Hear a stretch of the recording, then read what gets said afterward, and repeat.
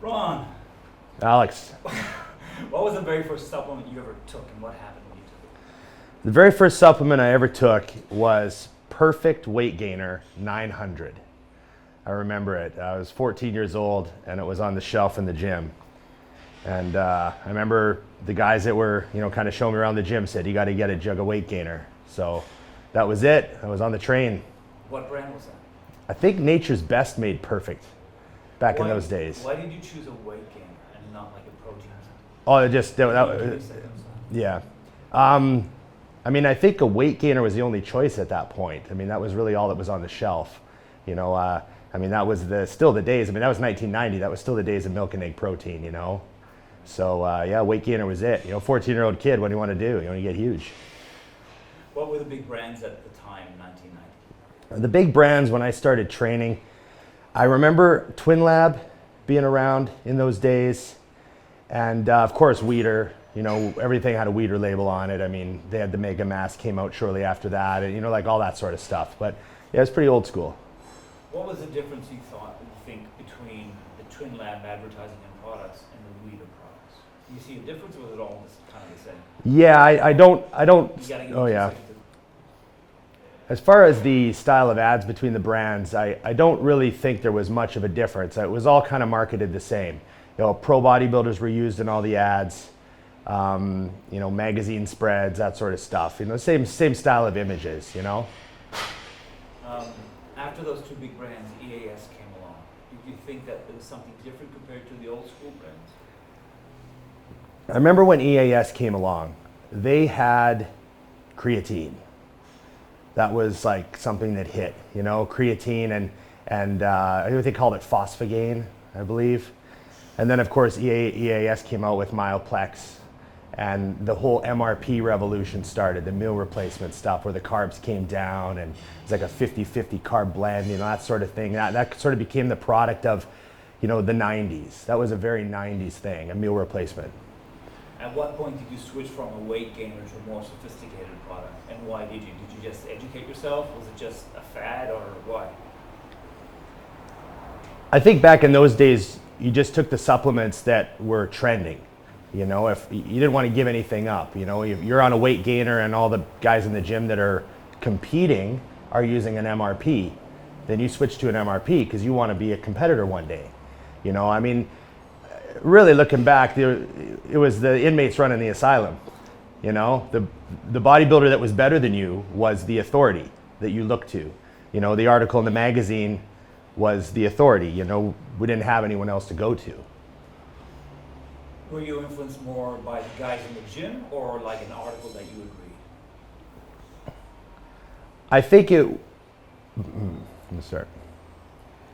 Back in those days, the magazines were pretty gospel. And I don't really think there were any bodybuilders that weren't influenced by what the magazines said. I think that what the magazines were saying was what the bodybuilders were also saying. They were reading them too. We were all learning from Flex and Muscle and Fitness and Iron Man. We weren't as sophisticated with our understanding of advertising back then, and the things that companies would say, how they would word things and that sort of stuff. You just, you wanted the newest, best thing, and if that pro was endorsing it, then that must be the product. So when the magazine started to fall, where would you go for information? Did you go back to the gym, or did you research from textbooks, or where were you getting your information from? Personally, I started getting information from sources other than the magazines, towards the late 90s. Of course, with the rise of the internet, that was when we could first start going on message boards. The message board thing came along, and that was like the underworld. You go into the message board world and you talk to, there were pros on those boards. Some of them had code names, some of them just used their real name, but that's when you really started to get the real shit, like what these guys were actually doing. Some of them were sponsored by companies and they were trading that product for another brand, and you'd find that out. Say that again without the S word. Family film. Oh, family film. That was the days of the internet message board, and that was when you were really starting to get like the real talk. There were pros on those boards that some of them used code names, some of them used their real name, but you were starting to, you'd hear stuff like this pro would take his product from his sponsor and he would trade it for another product or sell it and buy another brand, and you'd start to hear this stuff, and so you really started to try to figure out, what was the best, what was the best brand, what was the best thing to do, and then timing, of course, became a huge issue. When and how much, So it's kind of like a digital locker room gossip kind of thing. Where you could be free and open to talk about just about anything. The perfect way to describe the message boards back then was this completely unregulated locker room of guys chatting about what was working. That's when everybody, just started going crazy with those boards. I was on 5 or 6 different boards, and I'd surf each board looking for the latest information, And I tried to use the same name on each board so I could try to build a reputation with my responses and my questions, and it was an interesting time. What were the big boards at the time? What websites were they? It's hard for me to remember all the boards I was on. I remember Muscle Mayhem, which was Chad Nichols' board. And then there was Renegade Bodybuilding. There was like Nuclear Nutrition. Trevor Smith had a board. There was all these crazy boards back then. The magazines hadn't caught on yet to have their own boards. The MD board wasn't up yet, and the Flex board wasn't up yet. That stuff came later. What about bodybuilding.com? Yeah, bodybuilding.com I never went on. That was sort of the later stages. I left the message board scene, probably towards the mid 2000s when it just started to kind of get toxic. A good thing always gets ruined by a big crowd, And I'm kind of one of those guys where once all the wannabes and the weekend warriors showed up, I quietly exited out the side. Right. So when it was more of a subculture, you preferred it? It's kind of a metaphor for bodybuilding, really. Yeah, it was more of a subculture, and it was more serious guys. There was nobody on there that was kind of dabbling. It was all really, really hardcore, and that was why it attracted me to it. And then once it started to lose that, and it started to be all these kind of guys that look like this giving advice to people, that was enough. Right. YouTube really embraced a lot of fitness people that became celebrities on YouTube. Do you think that YouTube for a while took the place of magazines as far as places to go for news, information? YouTube was a huge part of bodybuilding when it first came out. I believe it was 2005, and that's kind of when I left the boards. So YouTube became a place where you could see actual training footage. It was filmed on a cheap phone back then, but I remember we would give anything to see real footage of Ronnie training, or real footage of Jay training, or real footage of Jay eating a bowl of oatmeal was something that hardcore guys would want to see. They want to listen to what he's saying while he's eating that bowl of oatmeal, And YouTube was a major part of bodybuilding for a long time. Well, it killed the DVD sales because people didn't want to spend $20 on DVD that you could see the same thing or better instantly for free on YouTube. I mean, you just can't beat that. As far as bodybuilding, as a sport, just needs constant feeding. That's a metaphor too. The fans just want something all the time, as much as possible, right? I remember, I started to find, I was the type of guy that was buying Jay's DVDs. I would, every time Jay came out with a new DVD, I'd buy it. And then, you started to see them on YouTube in parts. Someone would upload it in 5 or 6 parts. You'd have to hunt around, and sometimes they'd be mislabeled, but you'd eventually put them all together and you'd be able to watch it without buying it. The internet, really affected the bodybuilding industry as far as free information. It's taken a lot of the avenues of revenue away from, not only the bodybuilders, but, the magazines. Well, Rich Piana as a phenomenon was born on YouTube. Do you remember those days and the impact that had? The Rich Piana phenomenon was probably the most unbelievable thing I've ever seen in the industry.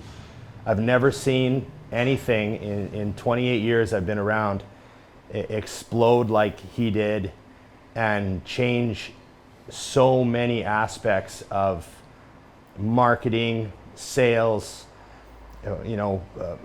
everything about the industry was altered by Rich Piana's arrival on the scene. Him and his company were very much hated by a lot of the bigger companies, the older school. Why do you think? Was it just jealousy, or was it something else? I think most of the people that hated Rich or hated Rich's company were just jealous. He just had to speak. That's all he had to do. He just had to sit in front of a camera and speak. He didn't even use a lav mic or any sort of good production, and his videos would get millions of hits.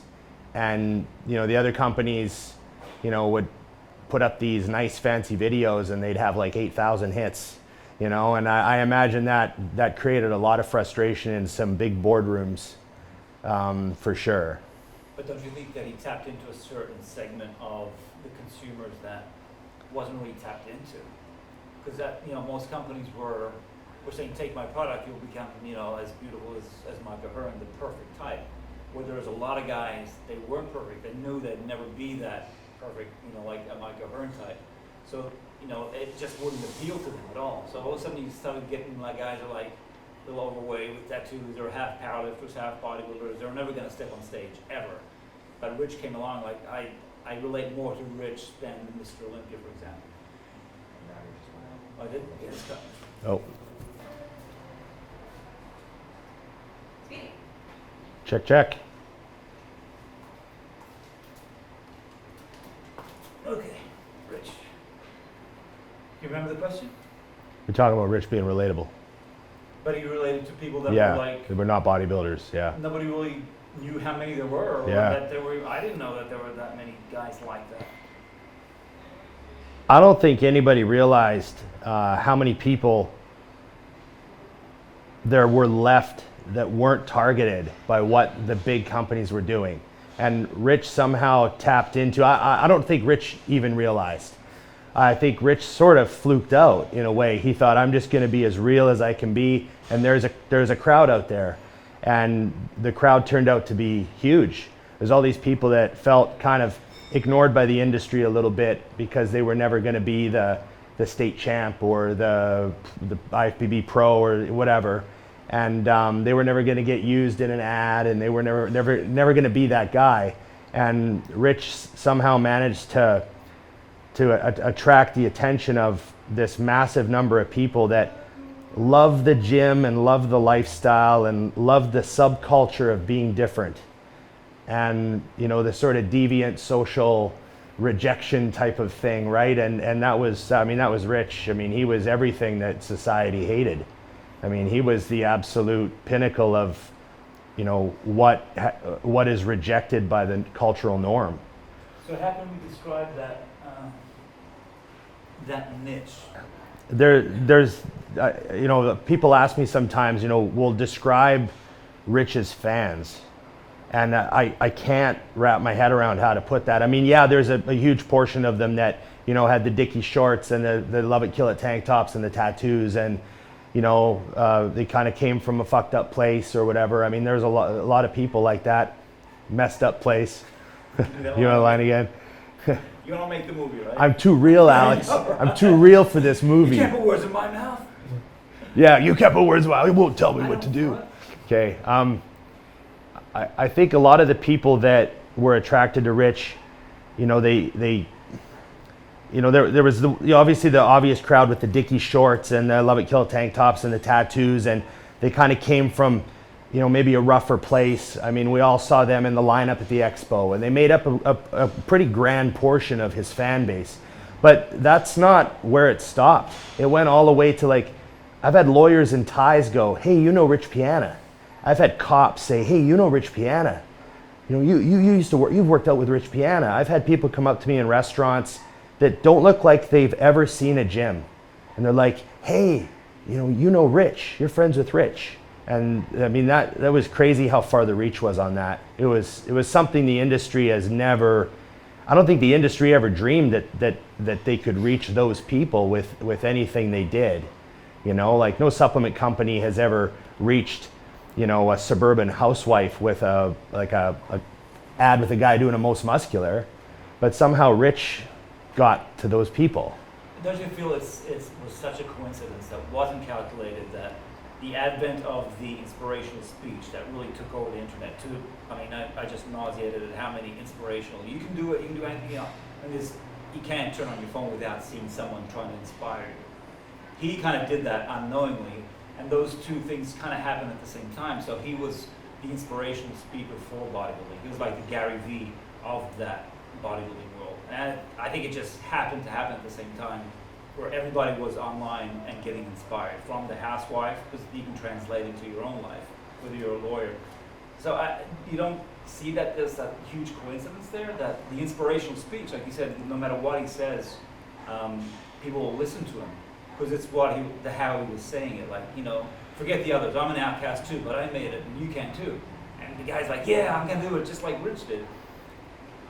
In a way, I mean, you know, looking back how things turned out, you know, maybe not so much, but in a way, Rich's, you know, quote unquote failure to be a pro bodybuilder became the motivation for him to speak that way. I know that he had some bitterness and some sort of, you know, he was pretty upset at the amount of time and energy and money and work and, you know, the investment that he put in to try to be a pro bodybuilder. And I think he was a little bit, you know, maybe embarrassed about it to a degree. And he thought, you know, I'm not going to carry it around like that. I'm going to talk about it.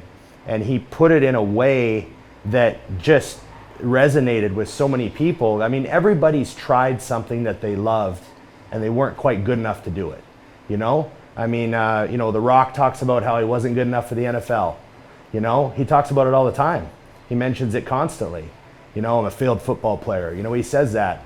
And I mean, Rich did that with bodybuilding. You know, I'm a failed bodybuilder. I wasn't good enough. I didn't make it. But that doesn't mean I can't be hugely successful. And I think everyone has a bit of that in them. There's something that everyone kind of looks back on and goes, man, you know, I wanted that so bad and it didn't happen for me. And so anybody who had any of that in them, I mean, Rich spoke to them in a way, you know. I think we got it, dude. Is there anything you want to add that you think? No, man, it's your movie. I mean, you know, we didn't talk about boron this time. I hope that's okay. Remember last time? We talked about all, you know, you had enough scientists? Yeah, I will say one more thing. Yeah, sure. The timing of Rich, I mean, when we signed Rich, it was 2012. And that's when Instagram came out. And I mean, you know, Facebook had been out for a while. YouTube had been out for a long time. But in 2012, when Instagram came out, everything magnified. Like Instagram sort of magnified all the other social medias. You know, everything sort of became one big conglomerate. You know, the YouTube was linked to the Facebook, which was linked to the Instagram, and it was all just this crazy spike of social media. And that was right when Rich, you know, came on with Mutant. And I mean, I think that, you know, maybe if Rich had happened, you know, 4 years earlier or something like that, the magic might have not been there. If he'd have just been on YouTube, if he'd have just been on Facebook. But having like 3 big pillars of social media that he could just hammer away at is probably a huge factor for what happened. No, I agree. Just kind of like Joe Weider was at the right place at the right time. Yeah. And he had Arnold, so just kind of everything just happened. And I don't think he really planned it that way. He just found himself in that storm and kind of went with it. Yeah. Cool. Cool. Thank you, sir. Let's cut there.